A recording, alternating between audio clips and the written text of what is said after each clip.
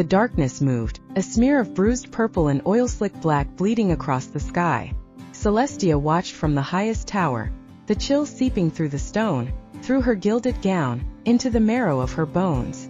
Valeriana dissolved at its edges, swallowed into the void bit by chilling bit. How long could an island last, no matter how wondrously it floated amongst the clouds? Her heart twisted a tight knot of sorrow. This island, her home, shimmered with memory. Waterfalls spilled like molten silver down cliffsides. Fields pulsed with the impossible green blue of twilight. Flowers bloomed in audacious splashes of color, defying season. Clear water ran in singing rivers. Birds painted the air with a symphony of calls. Life, vibrant and full-throated, had once thrummed through every stone, every leaf. Now silence crept in, heavy and absolute.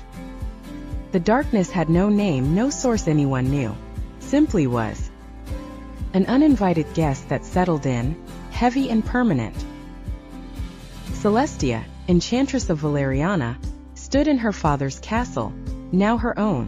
She was the strongest, they said. The island's last hope. She turned her gaze from the encroaching gloom to the city below, a cluster of light resisting the tide.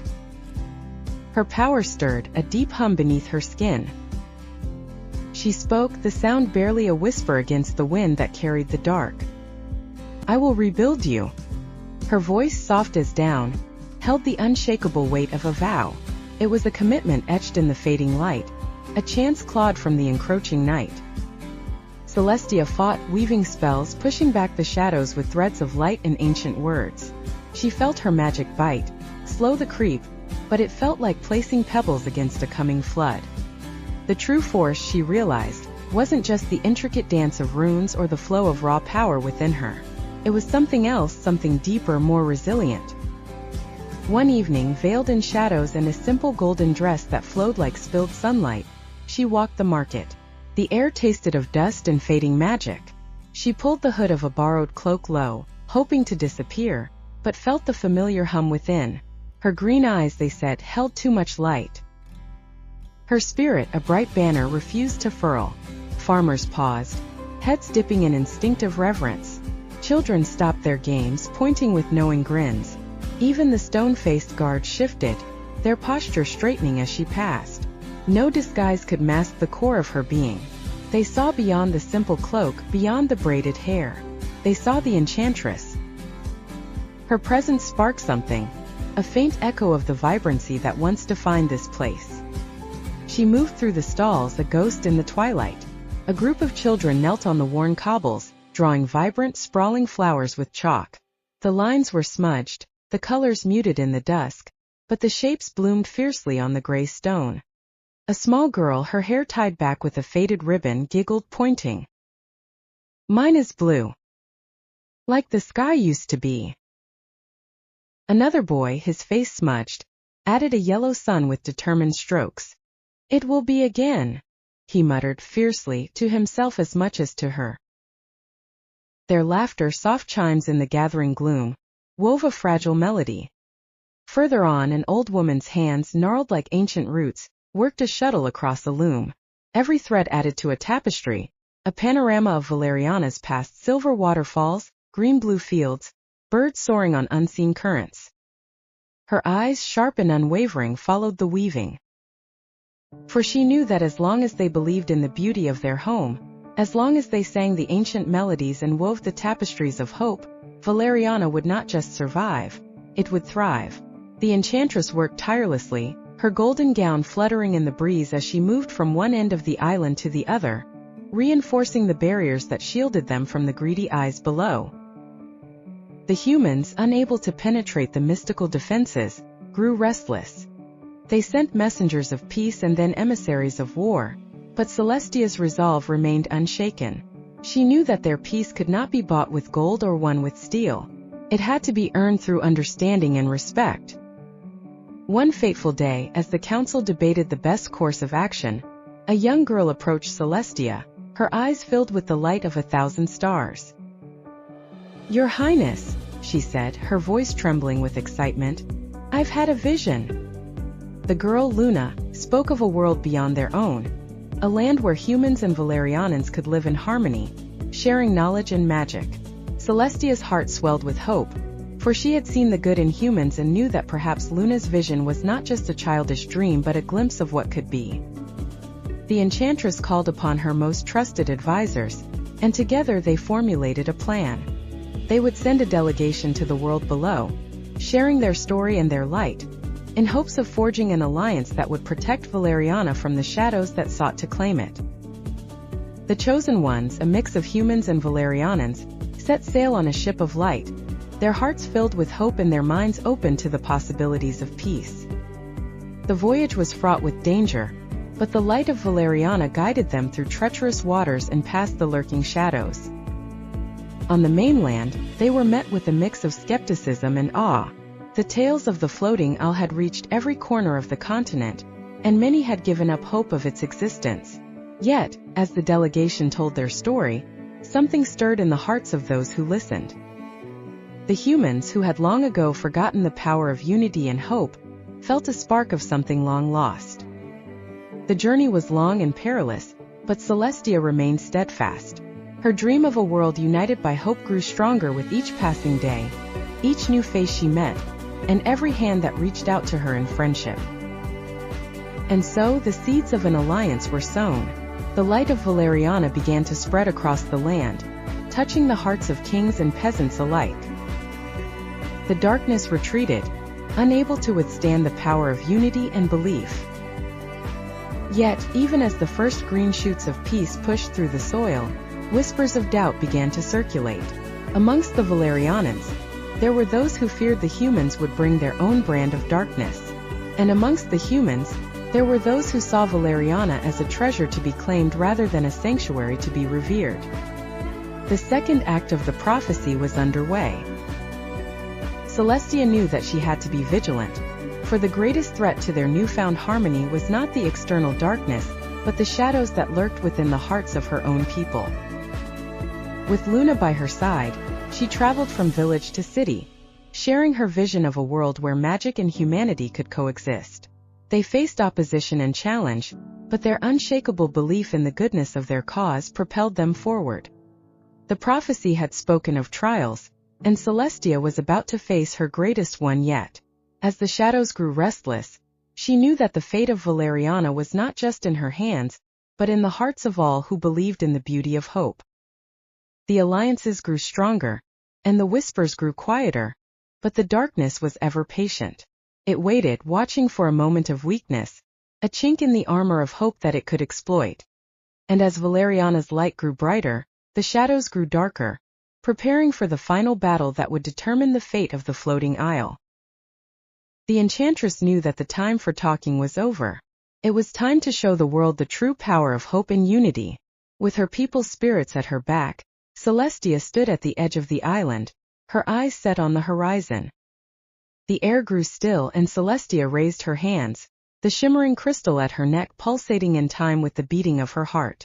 She whispered an incantation, one that had been passed down from enchantress to enchantress for generations.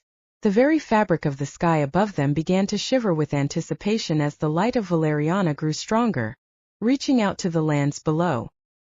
The world watched in awe as the barrier around the island shimmered and grew, extending like a bridge of light to the distant shores. The people of Valeriana stepped forth, hand in hand with their newfound allies, ready to share their wisdom and magic. The sight was so breathtaking that even the most cynical hearts could not help but be moved. On the mainland, kings and queens sent envoys to seek audience with the enchantress, hoping to secure their own piece of the floating isle's protection. Celestia, ever wise, knew that power could not be bought or traded. She met with each leader, sharing her vision of peace and the necessity of protecting the sanctity of Valeriana. Some were swayed by her words, others by the power of the light that emanated from her very soul. But not all were so easily swayed. In the shadows, a cabal of power-hungry sorcerers and ambitious rulers plotted to claim Valeriana for themselves. They saw the island not as a bastion of hope, but as a weapon to be wielded against their enemies. The whispers grew to shouts as they amassed an army, their eyes greedy for the power they believed Celestia and her people possessed. The enchantress knew that war was inevitable, yet she refused to let the shadows claim victory. She called upon the ancient guardians of the Isle, mythical creatures that had slumbered since the dawn of time. They awoke to her call, their eyes burning with the same fierce determination that filled her heart. Together, the guardians and the people of Valeriana began to train, their days filled with the clang of swords and the murmur of spells. The meadows that once shimmered with the laughter of children now echoed with the cries of battle. Yet, amidst the preparations, Celestia never lost sight of the core of her mission: to spread hope and protect her home. The prophecy had foretold a new dawn, but it had also warned of the sacrifices that would be required. As the days grew shorter and the nights darker, Celestia felt the weight of her destiny pressing down upon her. She knew that the final battle was approaching, and that the fate of Valeriana hung in the balance. The human allies brought news of the enemy's advance, their numbers vast and their intentions clear.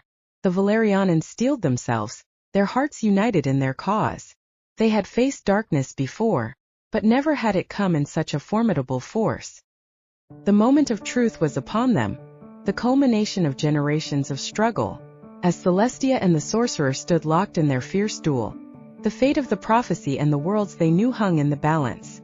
Yet amidst the chaos, a single thought resonated through Celestia's mind. Hope could never truly be vanquished as long as there were hearts to hold it aloft. The battle raged on, the lines between victory and defeat blurring with each passing second. The air was charged with anticipation, the very ground seeming to hold its breath. The fate of Valeriana and the child of prophecy hung precariously as the enchantress and her foe waged war in a display of power that had not been seen for centuries. The sorcerer, driven mad by his lust for power, threw everything he had into one final desperate spell. The ground beneath them cracked and split, and the sky above darkened as if a hole had been torn in the very fabric of reality.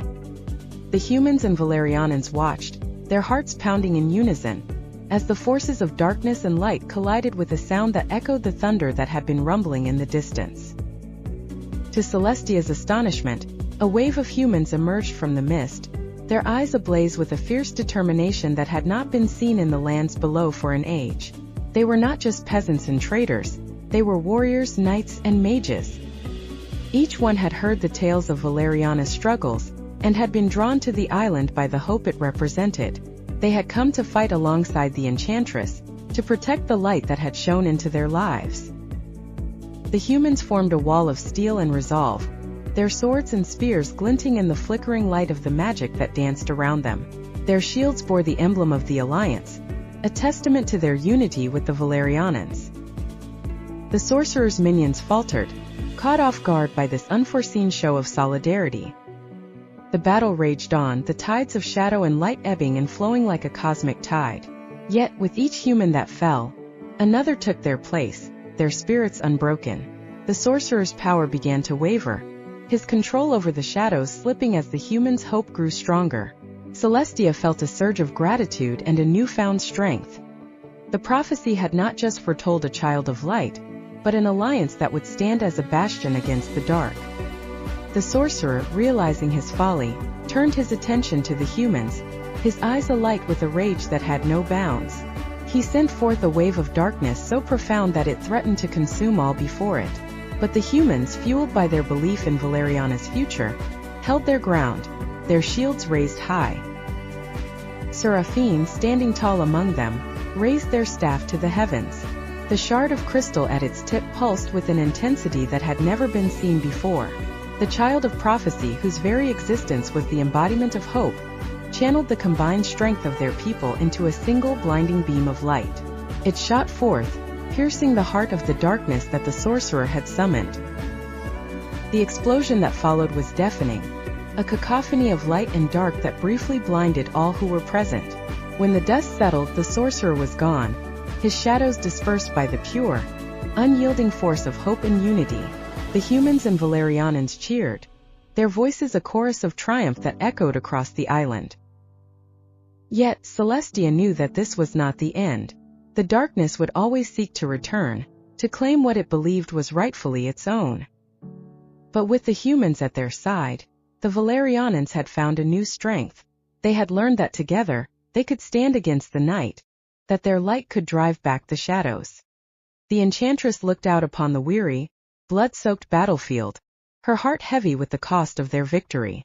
But she also felt a spark of hope, a flame that burned brighter than ever before. With the humans as their allies, Valeriana had a chance to flourish once more, to share its magic and wisdom with the world below. The alliance grew stronger with each passing day, the bond between the two worlds unshakable. Together they rebuilt, they learned, and they grew. The child of prophecy grew into a leader who understood the true meaning of power, that it lay not in the control of magic, but in the unity of hearts. And so Valeriana remained a beacon of hope, a shining example of what could be achieved when worlds stood as one. The prophecy had been fulfilled, but the story was far from over. For as long as there was darkness, there would be those willing to fight it, their hearts ablaze with the light of hope.